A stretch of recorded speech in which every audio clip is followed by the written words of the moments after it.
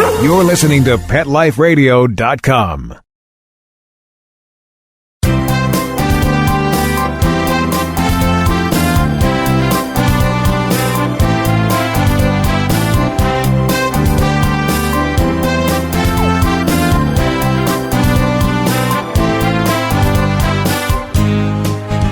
And welcome to all of you on this glorious Sunday morning out here in the West. Sunday, just getting into that afternoon hour, just a minute or so after noon in the East. I'm your host for the next half hour. I am Dr. Jeff Werber, host of Ask the Vets with Dr. Jeff, and we're here for you. Here to answer your questions, help you with your pets. Any information that you either couldn't get, didn't understand from your veterinarian, you can just call in, send me a text, send me a note here live at Pet Life Radio. You can give us a call, 877-385-8882. Once again, 877-385-8882. You can also log in, PetLifeRadio.com, go to Ask the Vets tab, and you will join in the conversation. There's a huge box there. Just type away. Lastly, you can always send a quick email to Dr. Jeff, that's Dr. Jeff, at PetLifeRadio.com. And we'll go ahead and help you out. And as an extra bonus, other than free information, just for calling, sending me a text, joining us on the show, don't be bashful. We will send you out a free Prosense product and a free Kong product. So you can't lose. You can only win. And anything that we can do to help you and your pets is great. I was just telling Mark, our producer, that I'm going to be on next Sunday again on Fox and Friends. I do a number of Fox and Friends episodes. So I'll be heading to New York myself. And I understand it's getting kind of cold there, huh? So anyway, any of you there in the East, at least come on and tell me how I should pack. So, but I'll be there doing a segment on holiday hazards next Sunday on Fox and Friends. So that should be fun. Anyway, we have been on a fairly detailed path over the last several weeks, and we are talking about some of the very common endocrine-related diseases that we see in our pets. We've spoken about the disease called Cushing's disease. We talked about Addison's disease. And we are going to then, we started briefly talking about hyperthyroid, hypothyroidism, which we're going to really delve into today. Then we're going to go into some of the diabetes conditions, the diabetes mellitus and the diabetes insipidus. Not related. One is a pancreatic problem, and that's the diabetes mellitus. That's the sugar diabetes. And the other one is more of a brain water balance, sodium-potassium type of condition. There's a hormone called vasopressin, which tells us and it helps us respond and our pets respond to signals from the rest of the body, how much we should be drinking, and of what we drink, how much should the kidneys save, and how much do they get to excrete. And that disease is also a disease that we have to deal with, just not to mix the two up. Anyway, so on our discussion of the thyroid disorders, by the way, if any of you have had animals that have had thyroid problems, we definitely want to hear from you. There are so many different things and so many nuances and different ways to treat these conditions now that we'd really like to hear from you. Let us know whether it was successful or not, how your pets did on the treatment, how your pets did after the treatment, etc. So don't be shy. Give us a call at 877-385-8882. Share your stories with us because it's interesting how much our other pet lovers can learn from the experiences that others have had. Sometimes you don't always want to learn this stuff firsthand. You want to have that preparedness, and by hearing others faced with a dilemma as far as treatment and maybe one or two different methods or three different ways to go when it comes to treatment, hearing other people's stories might help you decide what might be the best way to go. Because as is sometimes the case, I don't want to say often the case, but as sometimes the case, we hear that, I'm going to just take this phone away, as is sometimes the case that if you put in 5 veterinarians into a room, there's a good chance you'll get 6 different opinions. So we always have to make sure that, medicine is not exact. I wish it were. And as I often joke, I said, we read the books, we learn. You may read the books, you may know, but unfortunately our pets haven't read the book. So they don't know how they're supposed to respond. They don't know how they're supposed to react, and they don't know how they're supposed to act even with a disease. So that's what makes what we do so difficult, because our patients can't tell us. We, the veterinarian, is relying on you to give us the information and the right information, and sometimes it's difficult for you as well. So thyroid. Interestingly, it's a gland. It's usually right by the neck. Unlike people, the two glands are not attached. That is very important when it comes to potential treatment. In people, there is what's called an isthmus. It's like a little, almost like a piece of land attaching the two thyroids. So frequently when a person has to deal with a thyroid problem or have a thyroid removed, they have to take both lobes of the thyroid, where it's really, in humans, it's more like a single gland that with two lobes, where in animals, our dogs and cats, they're two separate. So the condition that we often see, let's talk dogs first, is hypothyroidism. And sadly, hypothyroidism is often overdiagnosed. And when I say overdiagnosed, it's often diagnosed, a dog is diagnosed with having a hypothyroid condition when in fact they don't. I'll explain why. So it's very important that you need to be a bit more proactive, especially, and this is not a stab at anyone because I was there in the same place years ago, but there are a number of tests that need to be run before the diagnosis is made. And the typical test that is run as part of a blood screen is called the T4.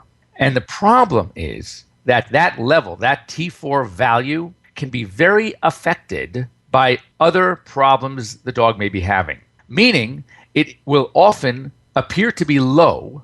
A doctor might make a diagnosis, therefore, of hypothyroidism, low thyroid, when in fact, it's not low at all. And we call this sick thyroid syndrome. So it's a puzzle because you have a dog that presents ill. Dogs that often present ill are ADR, ain't doing right. They are a little sluggish. They may not be eating well. So, that could be low thyroid because the thyroid hormone is what sort of keeps us active. It adjusts our metabolism. It gets our heart pumping. So dogs that are truly hypothyroid, low thyroid levels, are often gaining weight. They are really sluggish. They're moping around. They are more prone to illness. For example, since the link between our metabolism and our immune system. Our immune system doesn't function as well in a hypothyroid state. So these dogs, whereas a normal bacterium may not cause a problem in a healthy pet, in a dog with hypothyroidism, it may. So that's the classic appearance, the classic presentation, if you will, of what a truly hypothyroid dog is like. Well, if you have a dog that's sick and let's say has a severe intestinal problem, well, God, they're mopey. They may not want to eat. They're sitting around. Their skin might look ugly and dry and all these things. And then you get your test back and it says, oh my God, the T4 is low. That must be hypothyroid. Let's start treating. And that's a huge mistake, So what needs to be done is to separate out the different type of thyroid hormone to really know for sure whether or not a dog is truly hypothyroid, low thyroid function. Now, I use the T4 as a screening test. I use that along with clinical presentation, history, age, breed, all those things we call the signalment, and to determine whether or not your dog is truly hypothyroid. And if we have a T4 that comes back low, and we want to really rule in or out true hypothyroid versus, say, sick thyroid syndrome, then there are some other tests that need to be run. One is called a free T4 by ED. ED stands for equilibrium dialysis. And if free T4 by ED is also low, then very likely that is confirmation that the dog, your pet, is truly hypothyroid and needs to be treated accordingly. Now, another test is just like if you've been paying attention when we talked about Cushing's and Addison's and all these diseases and prednisone, the body has an amazing feedback type of system where it could read what is low and what is not low, how things are doing, and then signal the appropriate gland to either act or not act. And one of the things that we have with the thyroid is the same thing. The pituitary gland in the brain can stimulate the thyroid via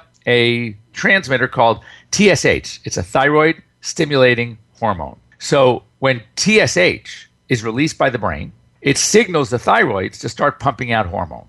So when the body is truly low on thyroid, not sick thyroid syndrome, but low on the thyroid hormones, you can imagine, if you figure this out, is TSH going to be secreted from the brain more or less? Well, it's going to be more because the brain picks up, oh my God, we're low thyroid. We got to signal that thyroid gland to get its butt in gear and start cooking. We need more thyroid hormone out there. So it sends that signal via TSH. So if you run a TSH level on a dog that is low thyroid and TSH is normal, what does that tell you? It tells you that the dog's not really low thyroid, because if it were, the body would have been throwing out more TSH from the brain and we would have elevated TSH, which then brings me to the second way to really truly evaluate whether or not the low thyroid T4 in the blood is real via TSH. So when TSH is high, meaning it's picking up the fact that the dog truly is low thyroid, the brain says, hey, we got to do something about this. Quick, get into gear. Let's spit out some TSH. Let's stimulate that thyroid gland. And the thyroid gland is not listening because the dog has a true thyroid disorder. Then that's another way to confirm the hunch, the diagnosis, that yes, in fact, the dog is truly hypothyroid. Now, having said all this, and now hopefully you all get a much better understanding, even in this day and age, and I'm talking, this is, when I say new, it's not new. It's relatively new. It's for the last 15 years, we've really learned more about the thyroid gland. And when I started practicing many moons ago, we looked at T3, T4. If they were low, we started supplementing with thyroid hormone. Now we're finding out we were way over-diagnosing true hypothyroid. As a matter of fact, we don't see it as commonly as once, but just, it's so interesting. I had a case that was referred to me, and the dog was on the thyroid supplement, which we'll get to in a second. And on a post-treatment test, about 2 months later, the thyroid levels were high. So what does that tell you? It told me that I better look at this dog's records to see what test was used to diagnose the quote-unquote hypothyroidism in the first place. And sure enough, all this doctor used was a T4. Here we are in 2014 with all this amazing information. And this doctor made a diagnosis.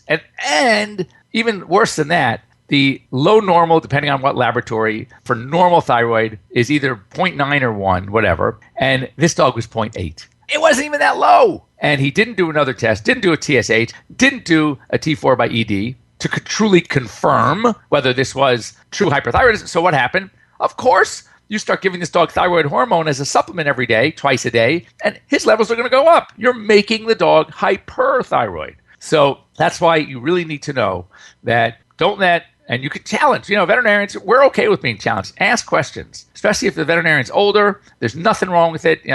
Look, I'm older, so it doesn't make a difference. But you have to, if there's any question, there's so much more that we learn. And, it's one of the reasons I joke that I hire young associates, because I don't have to go to CE, continuing education. I just get it all from my young associates. But it's very important to make that distinction. Treatment, I just alluded to, actually fairly simple. Once it's determined that the dog truly is hypothyroid, treatment is pretty easy. It is a thyroid supplement. Personally, there are generics out there, and though I'm a firm believer that generics are fine, are antibiotics. I don't have to buy name brand of certain antibiotics if it's available now as a generic, and some of these generic companies are great. When it comes to replacement hormones, it's my own take. Obviously, check with your veterinarian. It's fine. But I kind of like using some of the name brands. There's a really good name brand. There are two. One is called Thyrotabs. One is called Siloxane. No, I'm not getting paid by any of them. I'm just saying that I don't like to buy levothyroxine tabs, purely generic. The Siloxane has been the industry standard. Thyrotabs now have also hit the market and are very trustworthy. But I personally stay away when it comes to hormone replacements because how important they are using some generic company that's just spitting out medication from wherever. So anyway, that's our basics. You're all thyroid, at least hypothyroid experts now. And given that, we are going to take our quick break, be back in a few minutes, and we're going to talk about the opposite of hypothyroidism, which is hyperthyroidism, which, unless the doctor is giving your dog too much thyroid medication, we don't usually see in dogs, but we see it a lot in cats. We'll be right back. We'll be right back, right after these messages. Stay tuned. This is my tired of itching face. Does your dog suffer from persistent itching and scratching? Allergies and skin irritations caused by environment, including pollens, insects, especially fleas, food, and common household allergens are common problems in dogs. It's easy to alleviate your dog's discomfort at home with Prosense. Prosense itch and allergy products provide fast relief from symptoms like itchy, irritated skin infections like hot spots, and watery eyes. Prosense products are veterinary formulated and recommended to ensure the very best for your pet. Try Prosense today. Your dog will thank you for it. Pets love life. Love them back with Prosense.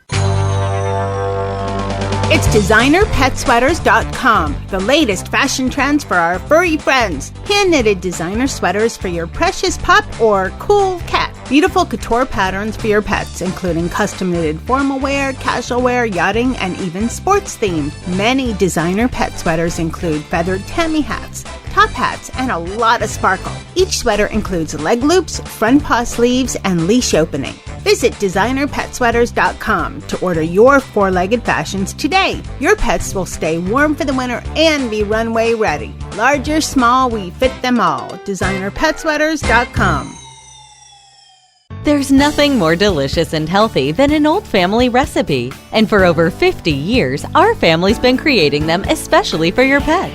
Nutrisource Super Premium Pet Foods. Dog and cat food that's all natural, holistic, and organic. Nutrisource Pet Foods contain our patented Good for Life system for your pet's optimum health and well-being. So order now. Safe quality food made by our family for your furry family members. Go to NutrisourcePetFoods.com. From our family to yours, KLN Family Brands.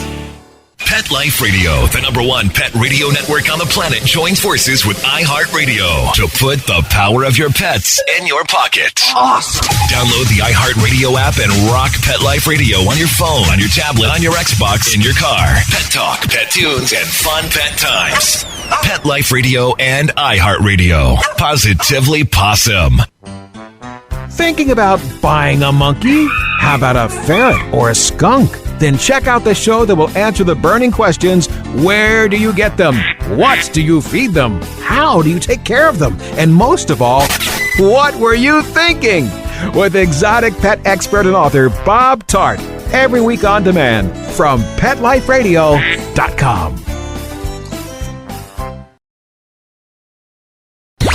Let's talk pets Let's talk pets on Pet Life Radio. Pet Life Radio. PetLifeRadio.com.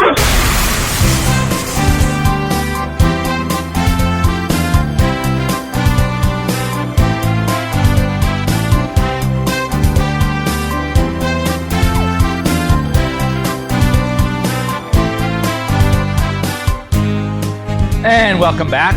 You're here with Dr. Jeff Werber. That's me on Ask the Vets with Dr. Jeff here on Pet Life Radio, the only live call-in radio show. Call in, Skype in, write in, whatever in. Just do it. So we can talk pets. Before the break, we were discussing, as part of our series on the hormone diseases, what we call the endocrine diseases affecting our pets. We were talking about hypothyroidism, that's low thyroid hormone disorder, which we see in dogs. And again, to recap, the typical symptom is that dog that's got kind of mopey, putting on weight, lack of energy, skin is sometimes very dull, sometimes greasy. We see this a lot. I mean, if I see a dog like this, a golden retriever like this, I'm thinking primary hypothyroidism. But we caution about making a diagnosis too quickly because of the fact that other conditions will drop our T4, the thyroid hormone, the standard thyroid hormone that's often included in most of the blood tests, and we can have what's called a false decrease of thyroid. A doctor goes ahead, starts supplementing without confirming,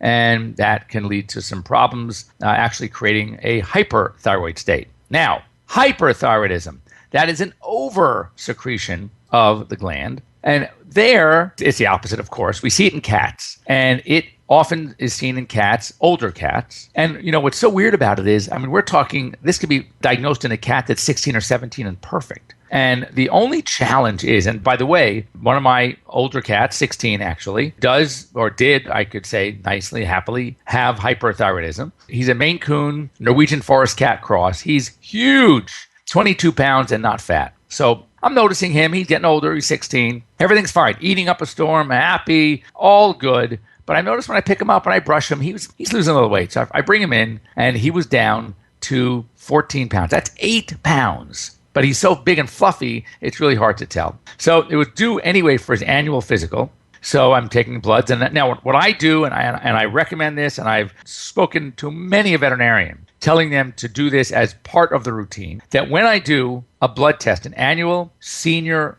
blood test on a cat over 7, I always automatically include that T4 by ED. That is the free T4 by ED, equilibrium dialysis. We talked about it in the last first 15 minutes as far as dogs, and to really differentiate between true hypo or hyperthyroidism and the actual T4 level itself that can be affected by many other things. And sure enough, with a high normal free T4 by ED from 10 to 50, good old Oreo was over 100. And greater than 100 means that they stop counting once you hit over 100. So I had my diagnosis. I'm thinking, that's it, of course. So interestingly, and happily for Oreo and of course me, his kidneys at 16 are still doing amazingly well. And the reason why I mention that specifically is that cats, as they get older, probably with each advancing year, especially when they hit the late teens, they will probably 100% or pretty close to that succumb to kidney failure.